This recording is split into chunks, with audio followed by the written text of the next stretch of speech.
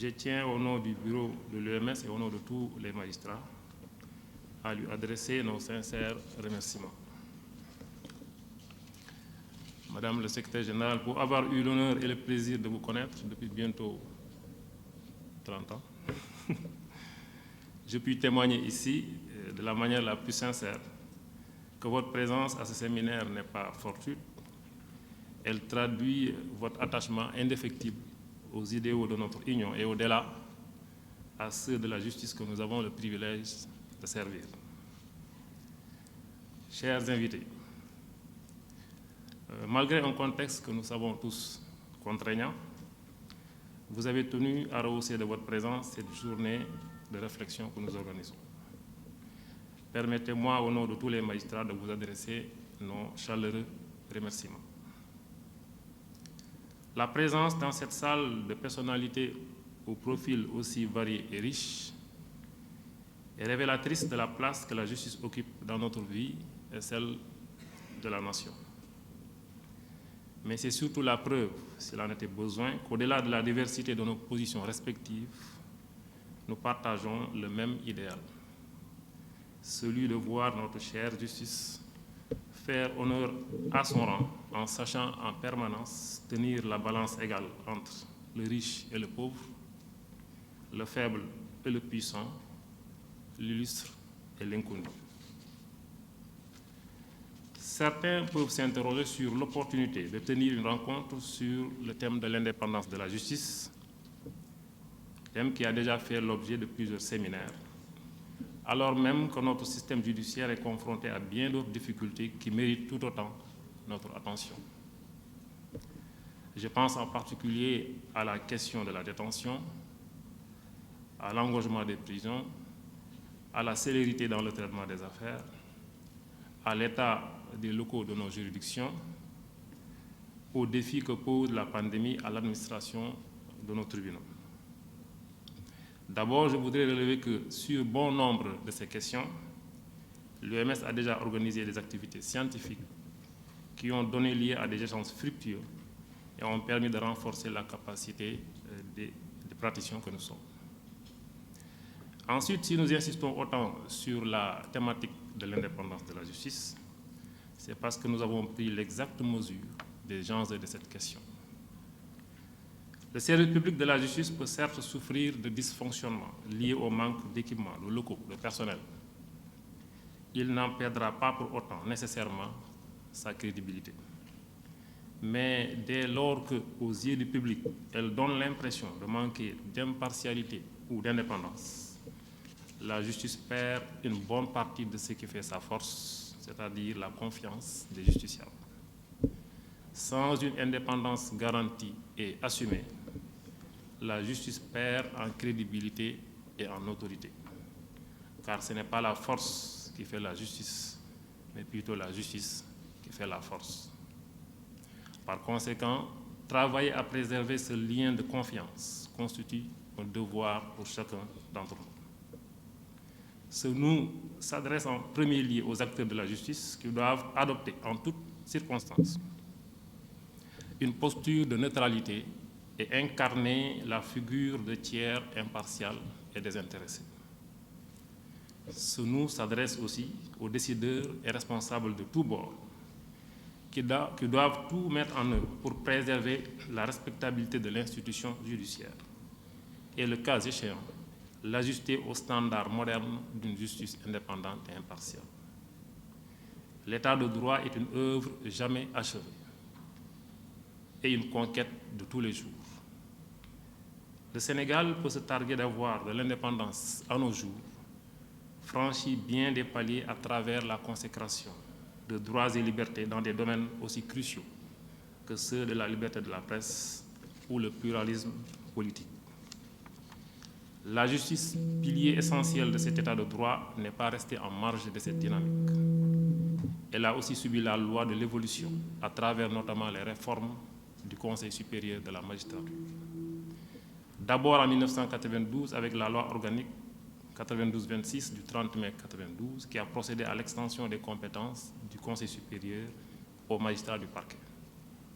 Ensuite, en 2017, avec la loi 2017-11 du 17 janvier 2017 portant organisation et fonctionnement du Conseil supérieur de la magistrature, qui a notamment porté le nombre de membres élus de 3 à 4.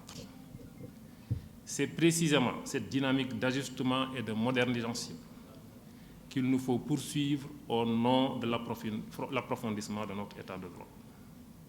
Ainsi, l'appel incessant à la mise en œuvre de réformes ne doit pas être assimilé à une remise en cause du passé, bien au contraire. Honorer nos illustres prédécesseurs, ce n'est pas s'accrocher à leur réalisation, mais s'inscrire dans leur dynamique. Comme nous le dit si bien Jean Jaurès, c'est en allant vers la mer que le fleuve reste fidèle à sa source.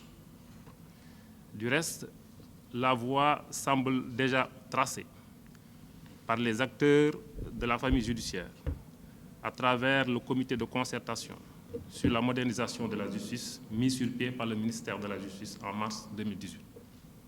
Dans ses conclusions, ce comité, composé des représentants des magistrats, des avocats, des huissiers, des notaires, des experts et de la société civile, a formulé des propositions de réforme dont la mise en œuvre est devenue plus que nécessaire. Au cours des travaux de ce matin, les participants auront l'opportunité de se pencher sur 2 aspects de ces propositions, à savoir le statut du parquet et le Conseil supérieur de la magistrature.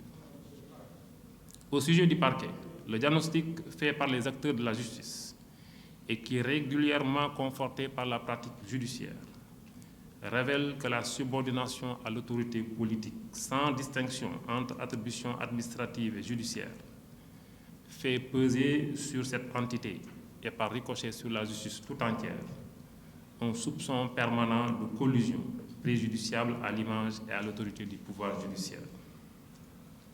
Quant au Conseil supérieur de la magistrature, organe capital, considéré à juste titre comme la clé de voûte de l'indépendance de la justice, sa réforme nous semble plus que nécessaire au regard de l'inadéquation entre la mission qui lui est assignée et ses règles d'organisation, de composition et de fonctionnement.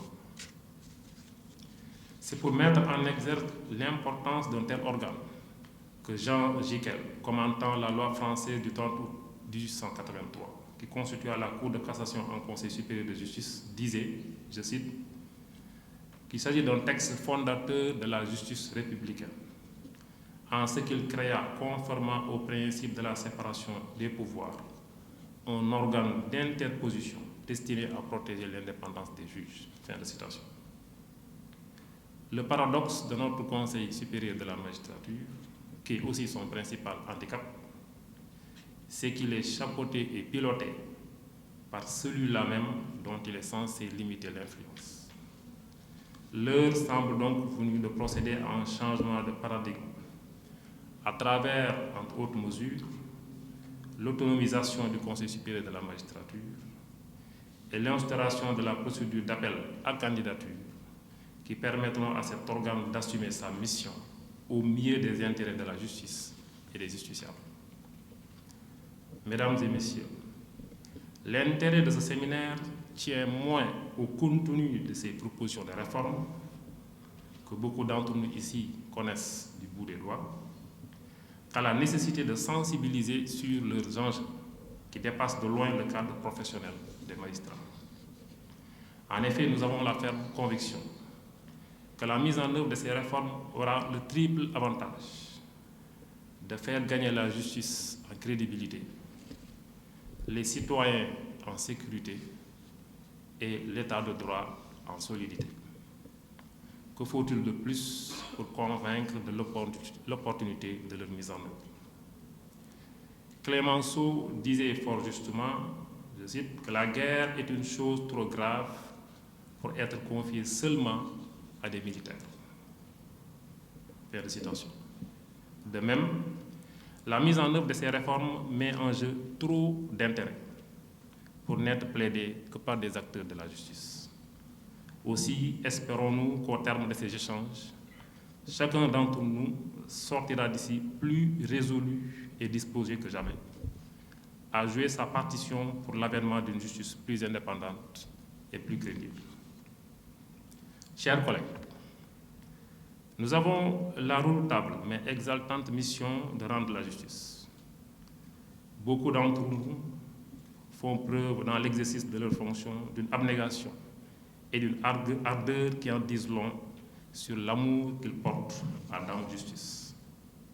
Aussi, est-ce avec beaucoup de peine que nous entendons parfois nos concitoyens adresser des critiques, parfois acerbes, à cette institution judiciaire à laquelle nous sommes si attachés. Vous me permettez donc d'en dire quelques mots avant de conclure. Le propre de tout service public, la justice en est un, incontestablement, c'est d'être régulièrement soumis à la critique de la société qu'il est appelé à servir. C'est particulièrement vrai pour la justice qui, chaque jour, s'invite dans la vie et l'intimité des citoyens. C'est cet intérêt que l'opinion a toujours porté à la justice qui a fait dire au chancelier d'Aguesseau, dans sa harangue aux juges du Parlement de Paris à la Saint-Martin de 1708, que je cite, « Élevés au-dessus des peuples qui environnent votre tribunal, vous n'en êtes que plus exposés à leur regard. Vous jugez leurs différends, mais ils jugent votre justice. Le public vous voit à découvert au grand jour que votre dignité semble répandre autour de vous. Et tel est le bonheur ou le malheur de votre condition, que vous ne saurez cacher ni vos vertus, ni vos défauts. » Fin de citation. Toutefois, le droit de critiquer ne doit pas tourner au culte du déni. Car chaque jour, et je prends à témoin les nombreux concitoyens qui régulièrement arpentent les couloirs des tribunaux, des centaines, voire des milliers de décisions sont rendues dans des conditions de transparence totale et dans des délais plus que raisonnables. Tout cela, on le doit à la qualité de la formation dispensée par le Centre de formation judiciaire, ainsi qu'aux efforts en équipement fournis par les autorités étatiques. Mais on le doit aussi et surtout à l'abnégation et au sens élevé de responsabilité des membres du personnel judiciaire, toutes catégories confondues, qui font la fierté de notre pays et méritent de ce fait respect et considération. Sachons donc raison garder. Néanmoins, le devoir d'objectivité nous oblige aussi à reconnaître que notre système judiciaire comporte des limites certaines que nous gagnerons à identifier et à corriger pour le bien de tous. Par conséquent, certaines critiques qui émanent de nos concitoyens, au nom de qui nous rendons la justice, et dont on ne peut contester le bien fondé, doivent être accueillis avec humilité et traités avec clairvoyance. C'est tout le sens de l'atelier d'aujourd'hui par lequel nous appelons à l'instauration d'un débat serein, responsable et constructif qui nous permettra de baliser le chemin vers un horizon meilleur. Le Coran nous enseigne que la paix est fille de la justice et de la droiture. Wassalam man ittaba al-huda. Évertuons-nous à semer la graine de la justice et de l'équité, afin que puisse germer et grandir dans notre cher Sénégal l'arbre de la paix et de la concorde. Je vous remercie de votre aimable attention.